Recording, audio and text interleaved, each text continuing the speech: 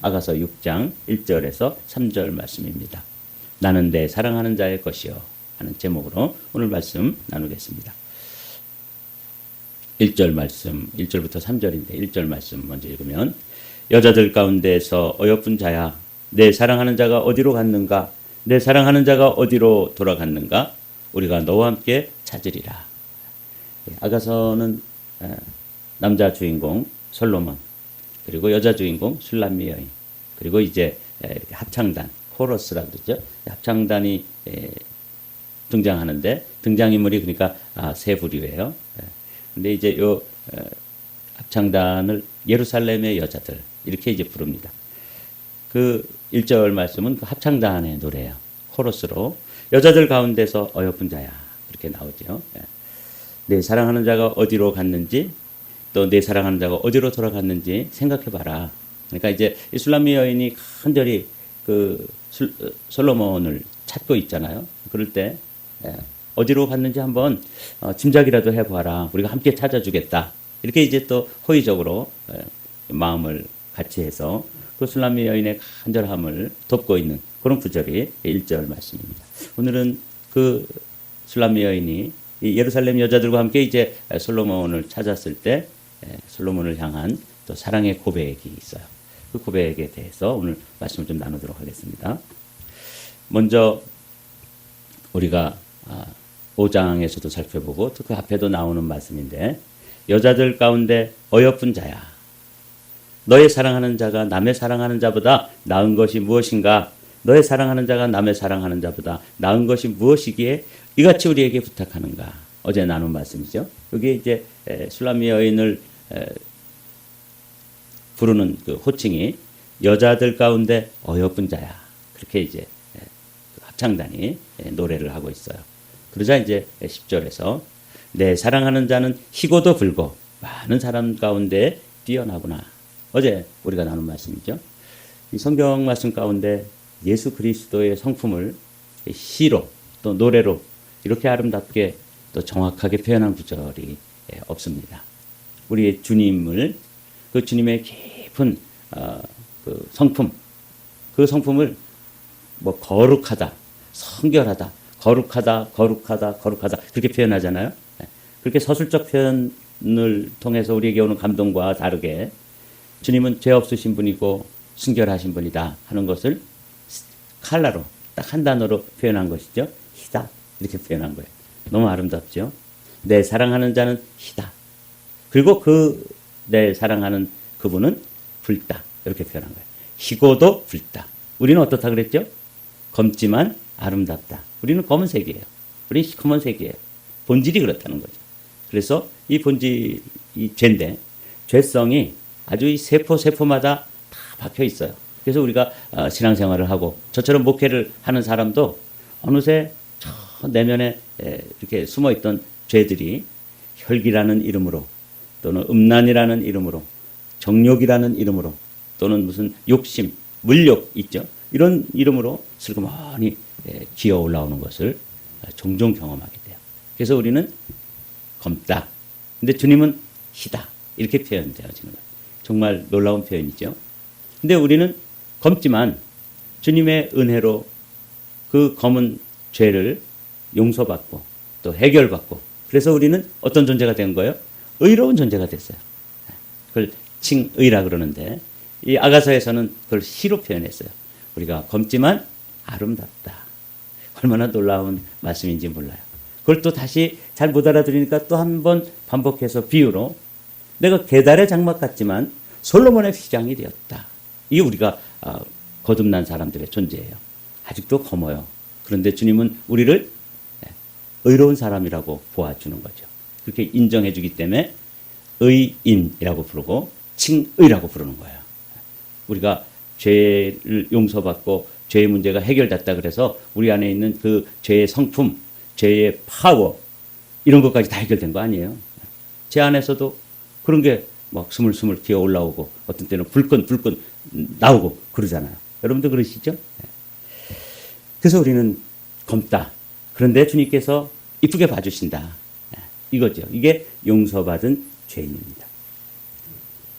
그렇기 때문에 우리는 하나님 앞에 의롭다고 뭐 자랑할 게 사실은 아무것도 없어요. 그냥 오직 나의 나된 것은 하나님의 은혜다. 이 바울이 그렇게 고백하잖아요. 대사도였던 바울도 신앙생활을 하면 할수록 자신의 모습이 죄인 중에 괴수다. 이게 우리 본질이에요. 그 사도 바울 같으니까 얼마나 성화가 됐겠어요. 아마 이 성경 인물들 가운데 뭐 많은 분들이 성화를 경험했지만 이 바울처럼 급격하게 변화되어지고 또 깊이 변화되어진 분이 사실은 없습니다. 그런 대사도인 그분도 자기 자신을 고백할 때 뭐라고 고백해요? 나는 죄인 중에 괴수입니다. 저는 DNA에 아주 알알이 속속들이 나는 죄성이 가득한 사람입니다.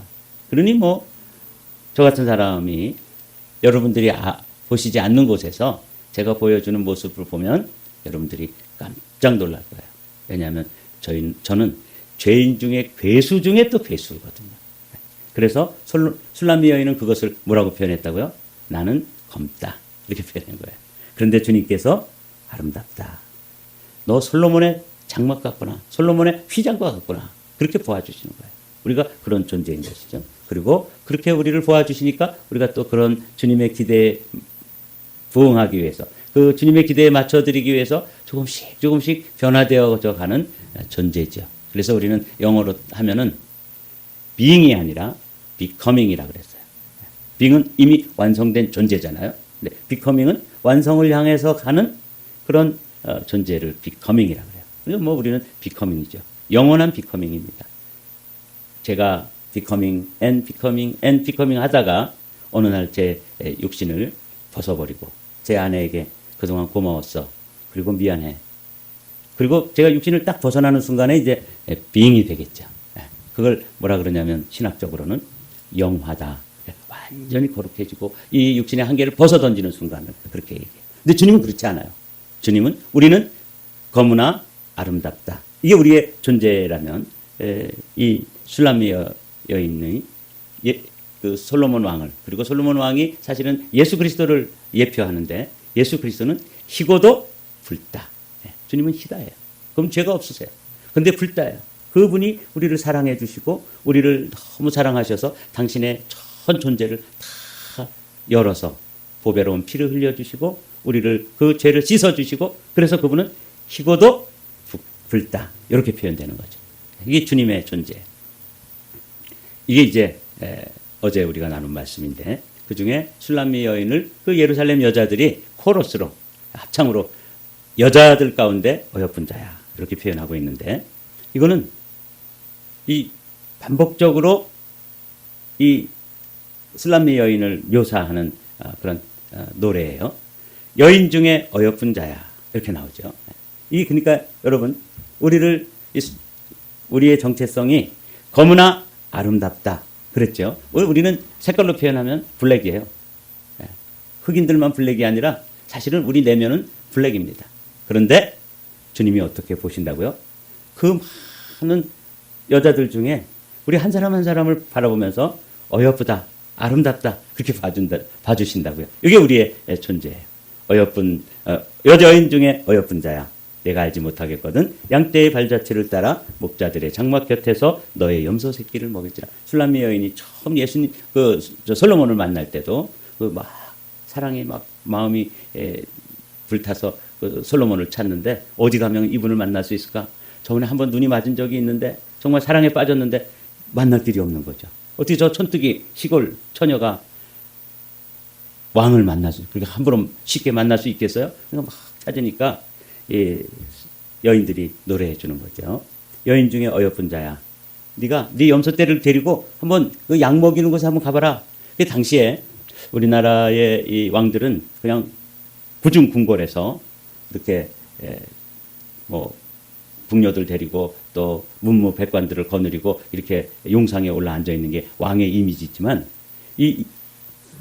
이스라엘의 왕들은 그런 이미지가 아니에요. 왕이면서도 어떻게 해요? 이 솔로몬을 보면은 비즈니스를 해요. 그래서 애굽에서 말을 사다가 싼 값에 사다가 또 비싼 값에 팔기도 하고 무역도 하고 건축을 그렇게 많이 하잖아요. 그러니까 솔로몬은 왕이면서도 그러면서도 또 모두 해요. 아버지가 목자였잖아요. 다윗이 목자 아니에요? 그래서 또 양떼를 지키는 양떼를 돌보기도 하고 그래서 이 산업을 일으키고 그랬던 그 분위기가 그래요. 왕의 분위기라 그래서 그냥 궁궐에 앉아가지고 에헴 하고 있는 그런 이미지가 아니에요. 양떼를 지킨단 말이에요. 놀랍죠? 이게 우리 주님이시고 이게 우리 하나님이세요. 하나님은 언제나 어디에 있냐면 저 구중 궁궐에 천상에 이렇게 계시지 않고 어디 와 계세요? 양떼들 가운데 와 계십니다. 그 지금도 주님은 보좌 우편에 계시지만 동시에 어디 계셔요? 우리 마음에 와 계시고 지금 이 among us 우리 가운데 와 계시는 거예요. 이게 왕이신 그분의 모습이에요. 참 우리 한국의 조선의 왕들 그 이미지와는 전혀 다른 이미지입니다. 그래서 여인 중에 어여쁜 자야, 내가 그 왕이신 솔로몬을 만나고 싶으냐? 그럼 양떼한테 가봐라. 그렇게 지금 얘기해 주는 거예요. 오늘도 이제 여자들 가운데 어여쁜 자야, 내 사랑하는 자가 어디로 갔는가? 내 사랑하는 자가 어디로 돌아갔는가? 우리가 너와 함께 찾으리라. 아니 지금 술람미 여인이 이 여인들에게 우리 신랑 어디 있는지 혹시 아세요? 그리고 막 물어보는데 또 이 여자들이 거꾸로 물어봐요. 어디로 갔을까? 한번 짐작이라도 해봐. 혹시 어디에 있을지 짐작하는 데 있을까? 이렇게 이제 물어보는 거예요. 우리도 그러죠. 누구 찾으려고 그러면 만약에 우리가 애들을 찾으려고 그러면 한번 그 친구네 집이나 어디 그 잘 가는 곳이 있잖아요. 거기 한번 짐작해봐. 그러는 거예요. 이 말에 퍼뜩 술람미 여인이 정신을 차립니다. 아, 내가 처음 만날 때도 그 양떼들 곁에서 그분을 또 만났는데 그 첫사랑에 빠질 때도 지금 결혼 생활을 하면서 사랑이 좀 위기가 와서 솔로몬이 떠나갔단 말이죠. 그랬을 때 그분을 어디서 찾아야 되는지 막 거리를 헤매고 그러는데 이 여인들이 여자들 중에 어여쁜 자야, 너희 신랑이 어디로 갔는지 한번 마음속에서 곰곰이 다시 한번 생각해봐. 열쇠 잊어버리면 내가 열쇠를 어디에 뒀는지 일단은 주저앉아가지고 기도하고 뭐 해야 돼요? 어디쯤 뒀더라? 여기까지는 내가 가져왔는데 곰곰이 생각하잖아요. 그거 지금 생각해보라 그러는 거예요. 그랬더니 이 술람미 여인이 이제 그 실마리를 찾았어요. 내 사랑하는 자가 자기 동산으로 내려가 향기로운 꽃밭에 이르러서 동산 가운데서 양떼를 먹이며 백합화를 꺾는구나. 이게 깨달아진 거예요. 아, 보나마나 거기 계실 거야. 그렇죠? 어디 계셔요? 양떼 가운데 계십니다. 주님은 여러분들도 이제 신앙생활하다 주님의 임재가 좀 희미해지고 잘 느껴지지 않고 그럴 때 어디로 가야 돼요? 양떼가 있는 곳에 가면 돼요. 교회로 찾아오시면 되는 거예요. 그 교회의 회중들 가운데서 함께 예배하고 그분을 경배하고 그분을 찾으면 틀림없이 그분의 임재를 회복하실 수 있을 것입니다. 이게 본질이에요. 그래서 그 예루살렘 여자들이 합창으로 어디에 있는지 한번 생각해봐라. 어디에 계실까? 짐작가는 데 없어? 그랬더니 아, 맞아. 내가 처음에도 그분을 한번 이렇게 눈이 맞아가지고 마음이 뜨거워졌을 때 그분을 찾아서 간 곳이 어디냐면 양떼가 있는 곳이었거든요. 주님의 마음이 있는 곳에 그분이 계시잖아요. 그분은 언제나 어디에 계셔요? 양떼 가운데 계세요. 이게 오늘 본문이 우리에게 들려주는 아주 소중한 말씀입니다. 동산 가운데서 양떼를 먹이며, 그러니까 그 당시에 왕들이라 그래서 궁중에만 있었던 것이 아니고 양떼를 보살피고 백성들을 보살피고 그 양떼가 있는 곳에 마음도 있고 또 몸도 가 있었던 거죠. 그래서 이제 술람미 여인이 여기서 이제 다시 솔로몬과 재회를 하게 돼요. 그러면서 이제 오늘 우리가 살펴봐야 될 소중한 고백을 하게 되는 것이죠. 오늘은 이 3절의 고백의 의미를 함께 살펴보겠습니다. 나는 내 사랑하는 자에게 속하였고 내 사랑하는 자는 내게 속하였으며 그가 백합화 가운데서 그 양떼를 먹이는도다. 양떼 가운데서 이제 이 백합화라고 되어 있는데 어떤 학자들은 이 꽃이 이제 아네모네라고 그래요. 그 꽃이 흐드러지게 피어 있고 거기 초장이 펼쳐져 있는데 거기서 이제 목자인 이 솔로몬이 아버지의 그 가업이죠. 그것을 이어서 양떼를 치고 있는 것이죠. 거기에 솔로몬의 마음이 가 있고 솔로몬이 그 술람미 여인이 자기를 거절했을 때 거기 가 있는 거죠. 그래서 우리도 그것을 찾아가면 틀림없이 술람미 여인이 솔로몬을 만난 것처럼 우리도 주님을 만나게 되는데 그때 가봤더니 정말 솔로몬이 거기 있는 거죠. 양떼를 열심히 돌보고 그런데 그 장면이 너무너무 아름다운 것이죠. 백합화가 이렇게 쫙 펴 있고 저는 이 백합화 이야기하면은 생각나는 곳이 한 곳 있어요. 제가 목회하던 곳이 포천인데 포천에 가면은 이제 수도원이 하나 있어요. 여기 천주교 수도원이 아니라 몇 안 되는 개신교 수도원이에요. 은성 수도원인데 아마 지금도 있을 거예요. 근데 그 은성 수도원에 들어가 보면 그 당시에 그 엄두섭 목사님이 제가 갔을 때도 아주 나이가 많으신 할아버지 목사님이셨는데 지금은 소천하셨어요. 그리고 그 은성 수도원을 장로교 신학교에 그 꽤 값이 나갈 텐데 골짜기 큰 골짜기 하나가 다 수도원인데 그걸 다 부학들의 수도를 위해서 또 영성을 위해서 영성 훈련원으로 그렇게 제공했다는 이야기를 제가 한국에 있을 때 들었습니다. 근데 이제 거기를 저는 가까운 곳에 있었기 때문에 자주 가서 기도도 하고 또 묵상도 하고 한 30분만 가면 되는 곳이었으니까 자주 들렸어요. 근데 거기 가면은 개인 기도굴이 있어요. 조그만 움막으로 되어 있는 데인데 그 기도굴 중에 하나가 이름이 다 있는데 백합곡이라는 기도실이 있어요. 옆에 가면은 또 영음굴이라는 기도실도 있고 또 옆에 가면은 신비향 이라는 기도굴이 있어요. 그래서 제가 엄두선 목사님한테 물어봤어요. 저 이름은 어떻게 진 겁니까? 그랬더니 그 목사님이 그 빈들이죠. 빈들에 나가서 밤새워 기도하는데 주님의 임재가 경험되어지는 거예요. 그래서 그냥 그 들판 전체에 백합꽃이 쫙 피어 있는데 그 백합꽃이 피어 있는 골짜기에 주님과 함께 밤새도록 거닐면서 또 이야기하고 주님의 말씀 듣고 그러다 깨보니까 그냥 돌밭 위에서 기도하고 있는 자신을 발견해서 그 자리에다가 거기 옆에 있는 돌들을 쌓아가지고 기도굴을 만들고 뭐라고 졌다고요? 백합곡이다. 백합이 피어 있는 골짜기. 신비향은 뭐예요? 그랬더니 신비향이라 비향실이라고 되어 있어요. 비향실이라고 그래서 물어봤더니 그냥 그 기도하는데 막 그냥 골짜기 전체가 신비한 향기로 막 가득 차 있는 거예요. 그래서 거기서 주님과 또 밤새도록 교제하고 교통하다가 깨보면 그건 빈들판이죠. 거기다가 조그만 개인 기도실을 하나 거기 있는 돌멩이들을 쌓아가지고 비향실이다. 영음굴도 똑같아요. 하나님의 영적인 음성을 들었는데 그게 뭐라고 얘기는 안 하시죠. 그런데 여기 내가 주님의 음성을 들었다. 영음굴. 그거예요. 술람미 여인이 그 가가지고 보니까 정말 그 백합 골짜기에 거기 솔로몬이 있는 것처럼 이 목사님이 밤새워 그 주님과 함께 백합이 피어있는 골짜기를 한없이 천국을 경험하는 거죠. 그렇게 경험하다가 새벽이 되어서 이제 이른 아침부터 돌을 쌓기 시작해서 지었던. 그래서 저는 이제 가서 백합곡에 들어가서 기도도 해보고 비향실에 들어가서 기도도 하고 그랬던 경험이 있는데 제가 이 아가서를 읽으면 꼭 그때 그 목사님이 술람미 여인처럼 술람미 여인이 솔로몬과 깊은 사랑의 교제를 나눴던 것과 똑같이 그런 교제를 그 골짜기 안에서 그래서 평생 그 골짜기에 돌멩이들을 가지고 개인 기도실을 만들고 밭을 일구고 거기서 노동을 하고 그래서 거기 가면은 써 있었어요. 이렇게 들어가는 입구에 노동은 기도다. 이렇게 기도는 노동이다.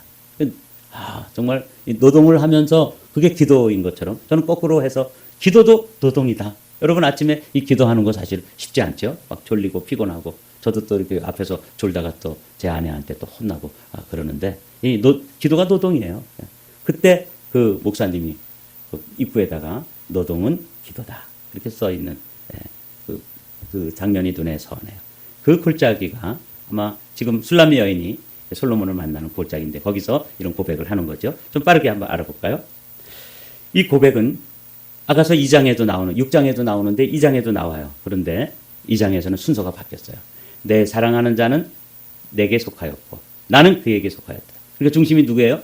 아직 미숙할 때 사랑의 고백을 하기는 하는데 미숙할 때의 고백은 자기가 중심이에요. 그런데 이제 주님 솔로몬과 결혼을 하고 사랑이 깊어졌을 때의 고백은 뭐예요?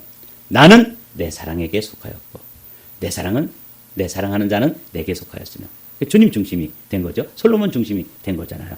여기 6장의 고백과 2장의 고백이 이렇게 달라요. 중심축이 똑같은 고백인데 중심축이 옮겨져 가는 거예요. 이거를 뭐라 그러냐면 성숙이라 그래요. 우리 한마음교회 성도님들도 주님과 나와의 언약적 소유 관계를 고백하는 데 있어서도 성숙으로 나가게 되시기를 주님의 이름으로 축복합니다. 네, 아멘.